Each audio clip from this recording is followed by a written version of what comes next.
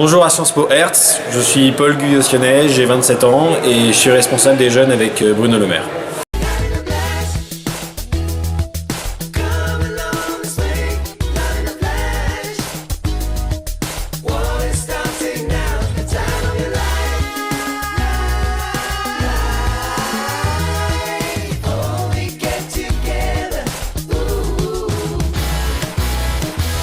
Parce que derrière chaque candidat, il y a toujours des petites mains.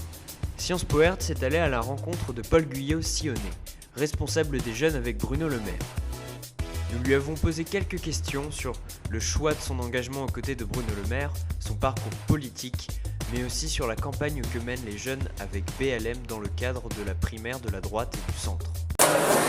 Alors quel est ton parcours militant et politique ? Le parcours militant, il commence il y a environ 10 ans. Lorsque je rentre à Sciences Po et je fais mes premiers stages en politique auprès de différents élus, auprès de différents ministres et dans des campagnes locales, j'ai la chance de rencontrer Bruno Le Maire en 2006 et je commence véritablement à travailler pour lui en 2010 au ministère de l'Agriculture et depuis je ne l'ai plus quitté. D'abord j'étais stagiaire auprès de lui, ensuite j'étais son collaborateur parlementaire et puis par la suite j'ai monté tout le réseau politique des jeunes avec Bruno Le Maire dans l'ensemble du pays. Et pourquoi avoir fait ce choix de Bruno Le Maire justement ? J'ai fait le choix de Bruno Le Maire parce que je pense que Bruno Le Maire, c'est véritablement celui qui garantit que le système politique changera. Je pense que les Français, et les jeunes en particulier, ne sont plus prêts à s'intéresser à la politique et à croire en la parole politique si jamais ils ne montrent pas aux Français qu'ils sont capables de changer eux-mêmes. Et ce renouveau des institutions, Bruno Le Maire est le seul à le proposer. Ça passe par quoi ? Ça passe par une réduction du nombre de parlementaires, ça passe par la limitation de mandats dans le temps, ça passe également par la démission de la haute fonction publique pour tous les hauts fonctionnaires qui veulent s'engager en politique, et ça passe également par la baisse du nombre de parlementaires, comme je l'ai dit un petit peu avant. Et je pense que BLM, c'est véritablement celui qui, par sa vision, qui par son contrat présidentiel précis, avec un calendrier extrêmement clair, propose quelque chose de véritablement cohérent, quelque chose de véritablement clair pour le pays, là où d'autres candidats décident de dire n'importe quoi, ou d'autres décident tout simplement de ne rien dire. Nous, on refuse la privatisation de l'élection présidentielle.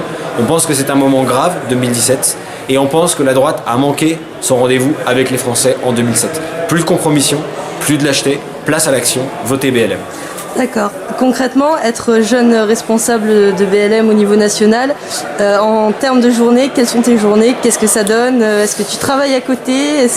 Alors, je suis salarié dans le secteur privé depuis 3 ans. J'ai fait ce choix parce que je pense que dans ce renouveau des pratiques politiques, il y a aussi la capacité à ne pas simplement dépendre du milieu politique, avoir la capacité aussi à se construire quelque chose à côté.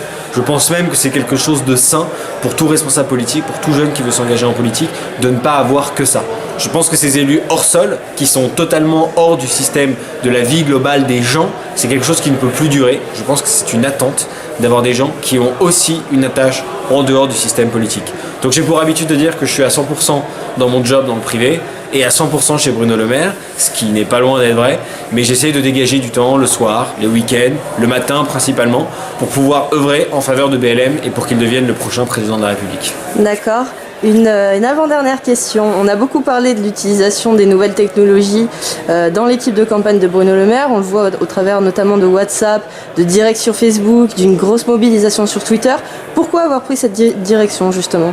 Je pense qu'aujourd'hui, faire campagne, c'est faire de la politique, c'est créer un réseau, c'est faire des déplacements, distribuer des tracts, faire des boîtages. Tout ça, c'est ce qu'on connaît de la politique. Mais aujourd'hui, si vous n'adaptez pas votre communication politique à votre époque, vous n'avez aucune chance de gagner. Et ce qu'on a fait avec Bruno Le Maire, c'est que très en amont, on a défini une stratégie numérique sur les médias les plus connus dans un premier temps, Facebook, Twitter, et ensuite sur les médias un petit peu plus secondaires qui s'adressaient à une population plus jeune ou à une population plus spécialisée. C'est le cas d'Instagram, c'est le cas même de Snapchat. Et puis vous l'avez rappelé, il y a WhatsApp aujourd'hui avec un numéro dédié grâce auquel vous pouvez directement communiquer avec Bruno Le Maire. L'idée c'est quoi ? C'est de renouer le lien avec les Français. Car aujourd'hui, le fil, il est totalement distendu entre les hommes politiques et entre les Français. Pourquoi ? Parce que les Français en ont marre d'entendre les mêmes mensonges, marre de voir strictement les mêmes pratiques, et ce qu'ils veulent, c'est un renouveau concret, en voyant les hommes politiques, en ayant accès à eux, en ayant la capacité à pouvoir leur formuler des propositions. Et quand Bruno Le Maire fait 450 déplacements, qui sont portés par l'ensemble de ces médias sociaux que tu as rappelé, Laura, ça permet de faire un petit peu diffuser la parole de BLM et de montrer que que ce contrat présidentiel que nous avons fait, c'est pas un contrat présidentiel qui est hors sol, c'est un contrat présidentiel qui est le fruit de toutes les remontées de terrain que Bruno Le Maire a eues depuis 2012. Donc si on comprend bien, il y a une réelle volonté d'aller vers les jeunes, mais concrètement le renouveau pour les jeunes, ça propose quoi? Le renouveau pour les jeunes, c'est surtout pas de faire du catégoriel. C'est surtout pas de promettre des réformes spécifiques sur la jeunesse. Parce que là, vous pouvez être sûr que vous tombez justement dans l'ancien régime, dans le clientélisme électoral. L'idée, c'est quoi? C'est de préparer un projet, c'est de mettre en avant une vision, comme le fait BLM, qui est une vision qui justement prépare un avenir plus juste pour les générations futures, en leur permettant de mieux s'épanouir dans la société française. Ça passe par 3 choses extrêmement spécifiques sur lesquelles je souhaite m'arrêter. D'abord, la bouffée d'air que Bruno Le Maire souhaite donner aux institutions politiques et au fonctionnement de notre démocratie, en permettant un accès plus simple aux jeunes à des mandats politiques et à de la responsabilité politique. Deuxièmement, c'est tout son propos sur la réforme de l'éducation.